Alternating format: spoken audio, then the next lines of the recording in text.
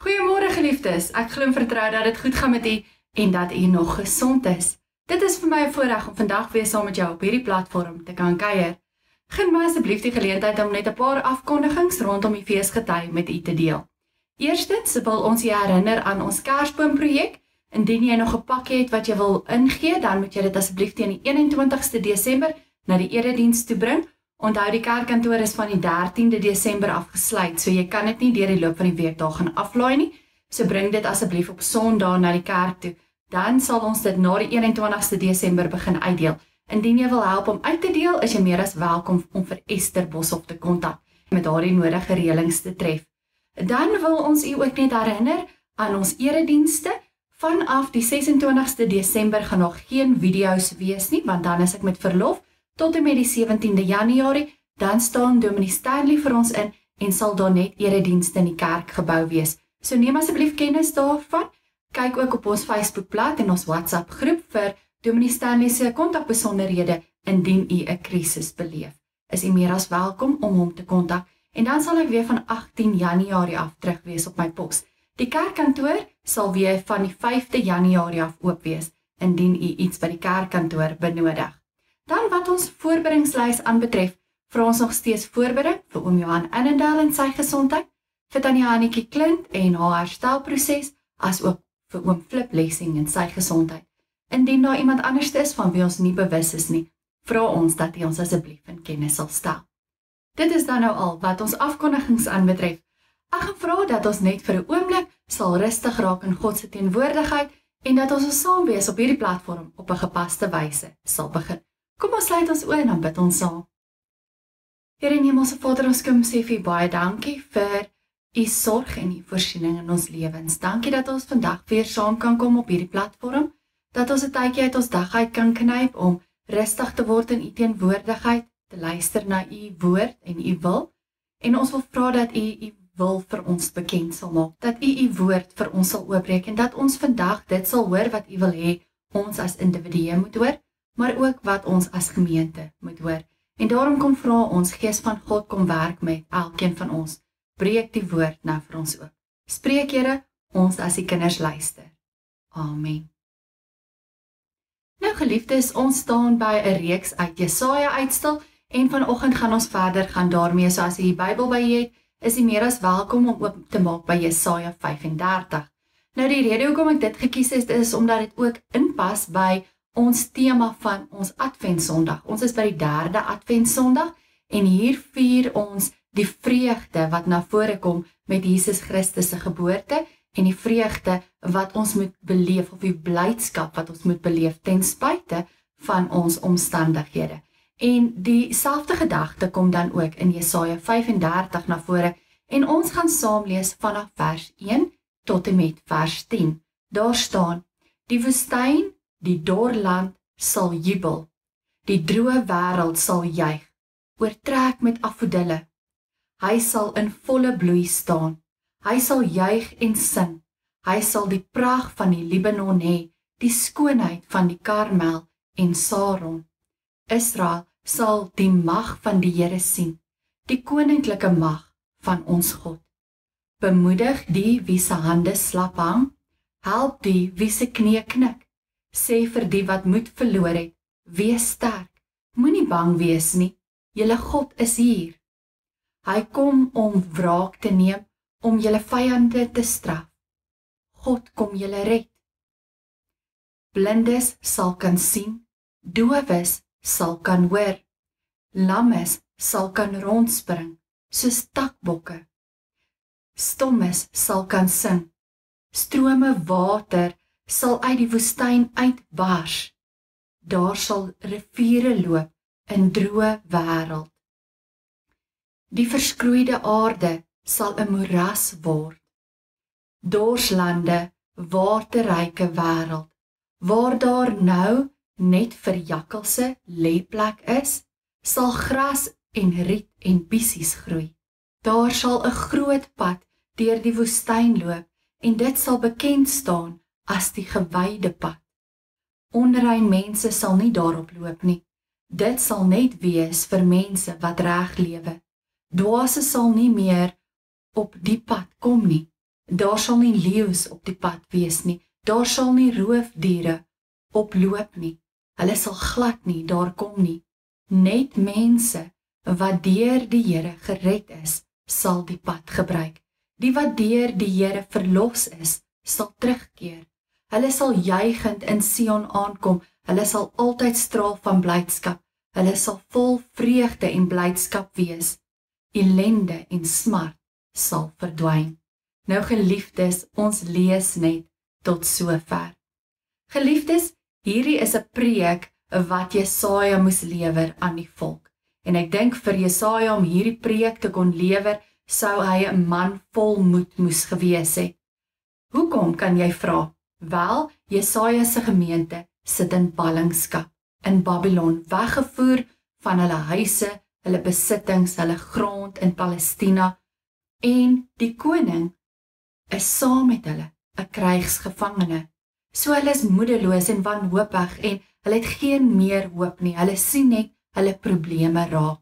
En wat meer is, die kerk waarin hulle gewoonlik bymekaar gekom het, die tempel in Jerusalem, is net so ver van hulle af.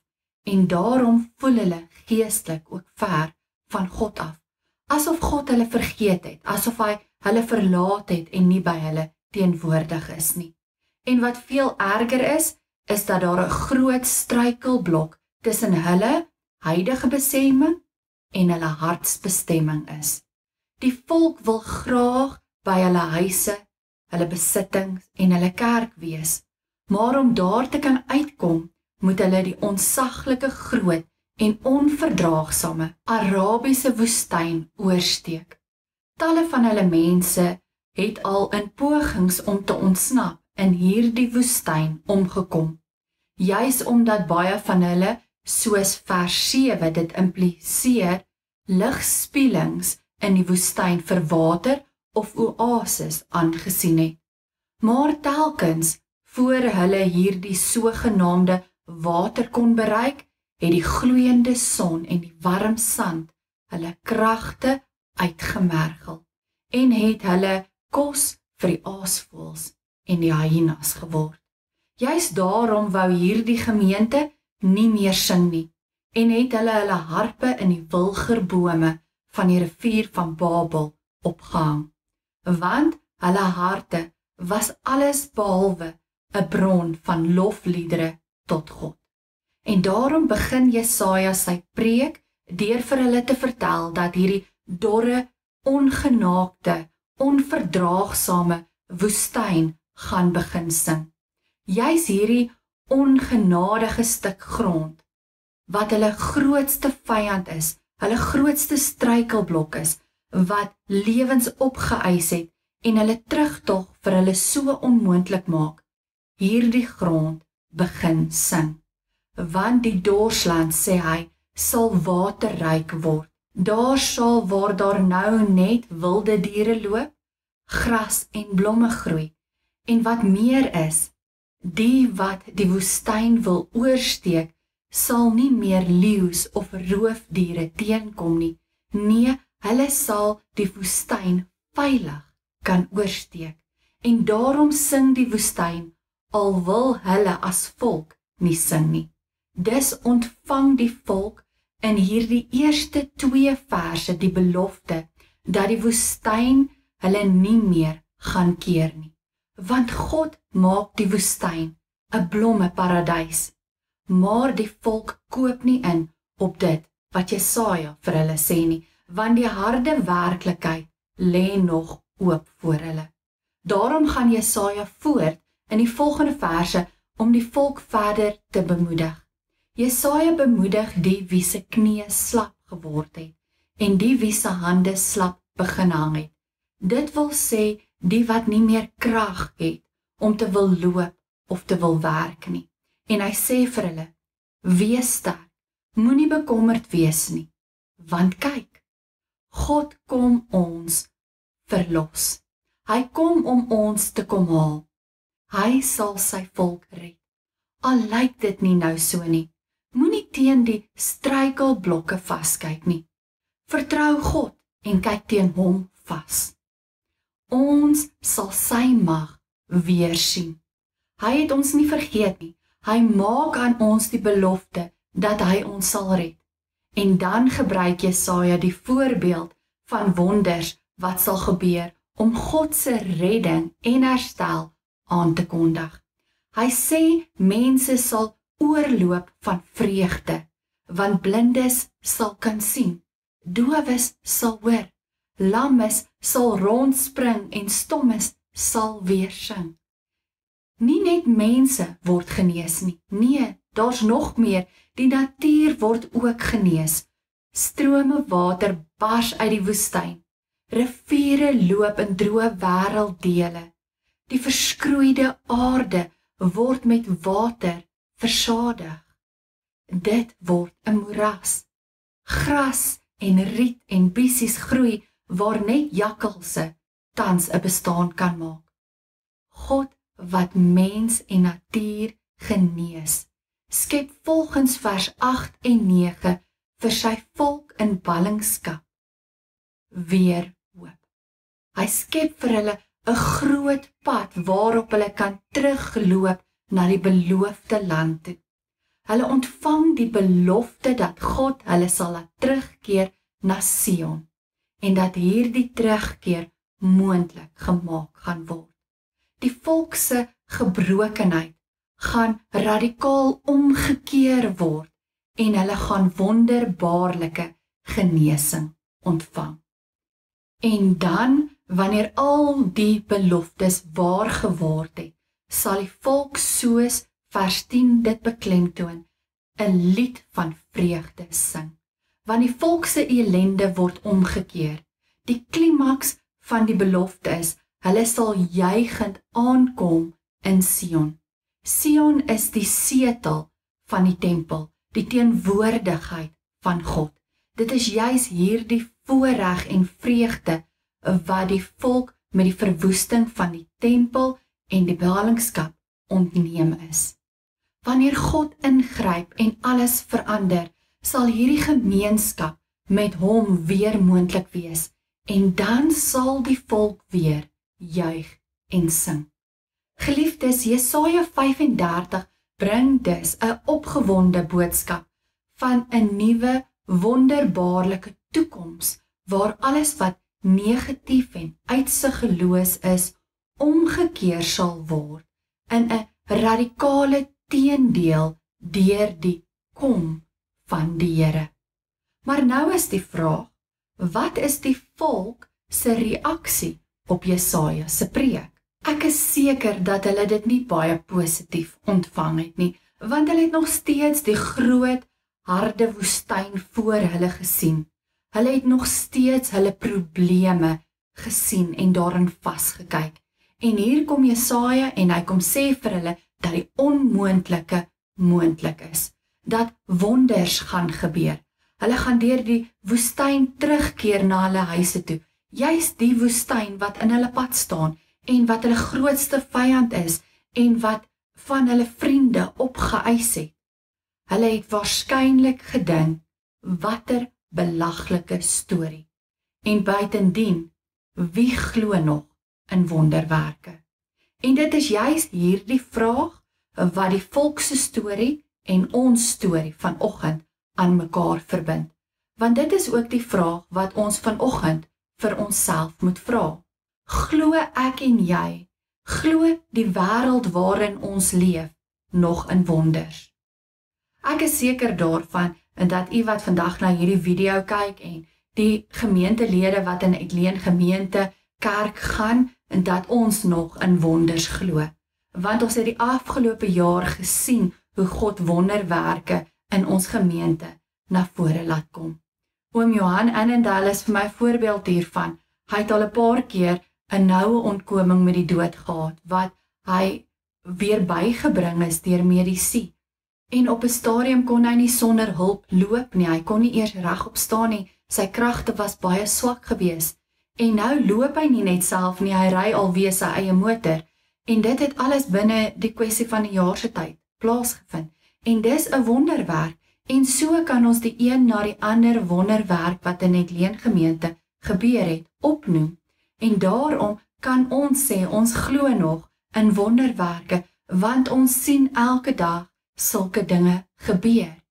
Die vraag is, glo die wêreld nog in wonderwerke? Glo hulle dat God nog wonders kan doen? En as 'n mens met mense van die wêreld praat, dan sal hulle sê wonderwerke. Nee, wat is dit?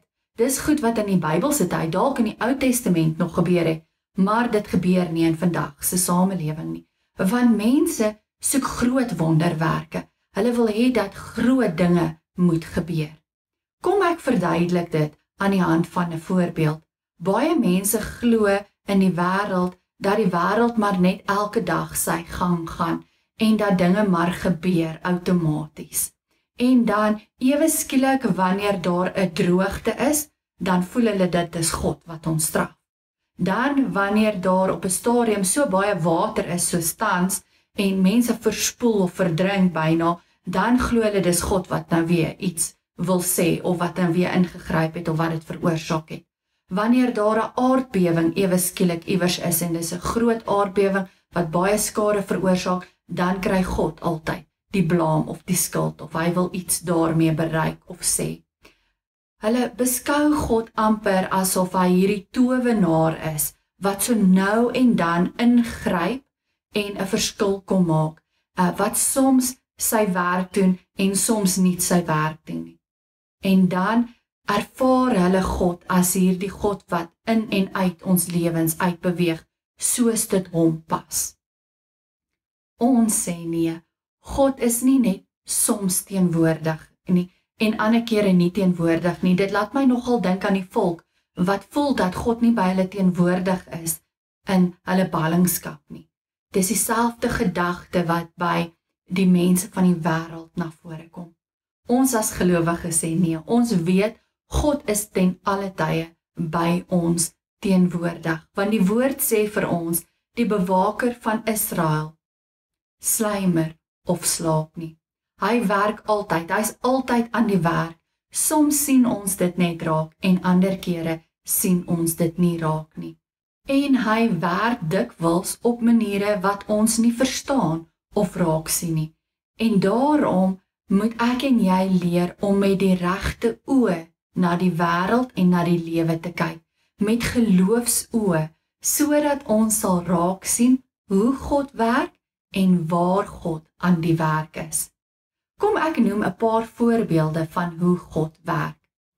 En die voorbeelde wat ek wil noem is almal wonders wat God elke dag in my en jou lewe doen. God werk in my bloedsomloop. God werk in elke klop van my hart. Hy werk in elke asemteug wat ek neem. Daai is genade uit God se hand uit. Dis 'n wonderwerk dat ek vanoggend my oë oopgemaak het, dat ek kon regop sit in my bed, dat ek uit my bed uit kon opstaan. Dis alles wonders uit God se hand uit. God werk in die geboorte van 'n kind. God werk in die reën wat val. Selfs die donderstorms wat ons kry en die haal wat ons op hierdie oomblik ervaar en beleef. God werk deur dit. In die liefde wat daar tussen 'n man en 'n vrou is, in die liefde wat daar tussen ouers en kinders is, in hoe my kind groot word, in hoe my kind hulle drome en hulle potensiaal bereik, hoe mense mekaar vergewe, hoe mense mekaar verdra, en ook hoe mense mekaar dra en van hulp is en ondersteun.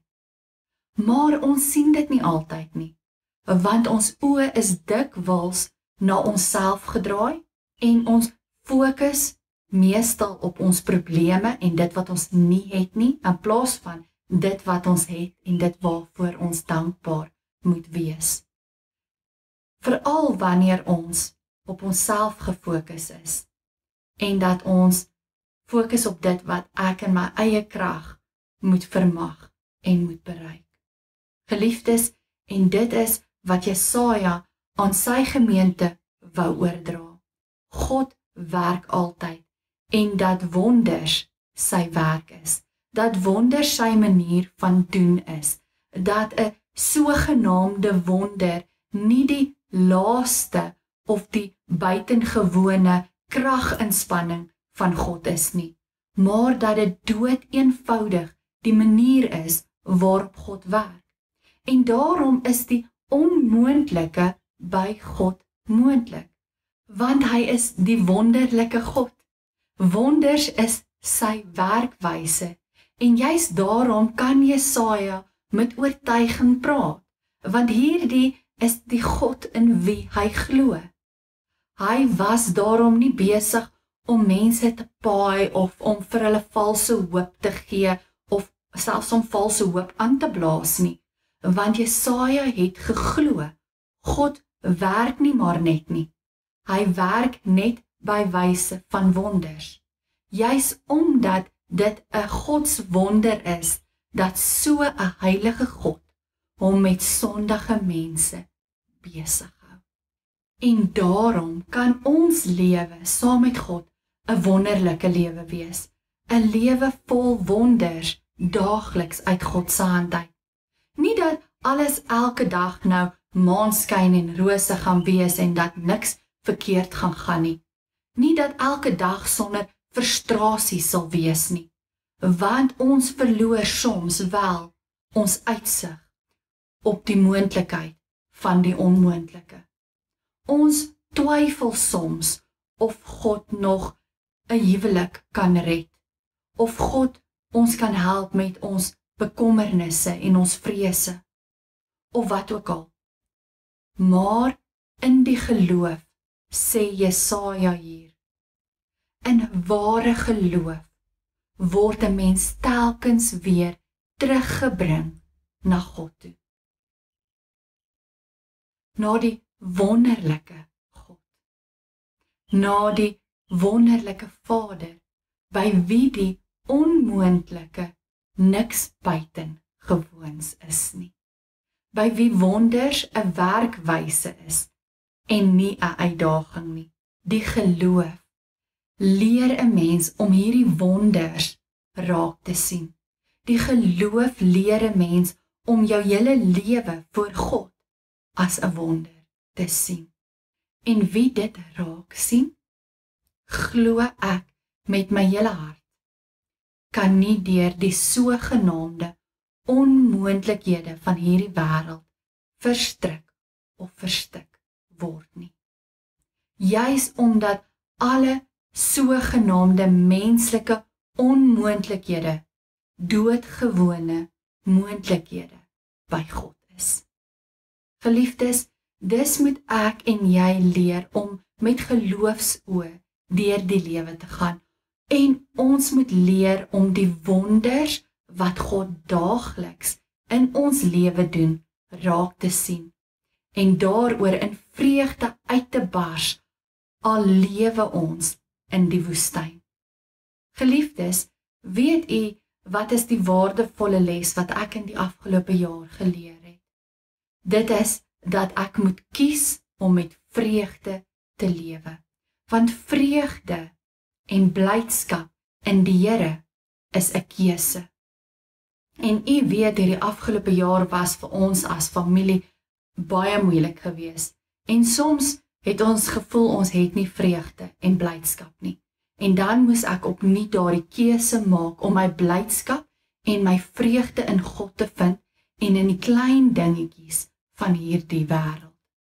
En dit is ook hoekom ons deel is van 'n gemeenskap van gelowiges, want ons as gemeenskap van gelowiges word oor mekaar se pad gebring sodat ons mekaar juis hieraan kan herinner, aan die mooi dinge van die lewe, dat die lewe aangaan en dat daar baie dinge is waarvoor ons dankbaar moet wees en waarin ons vreugde kan vind, die klein dingetjies in die lewe, maar soms ook die groot dinge in die lewe.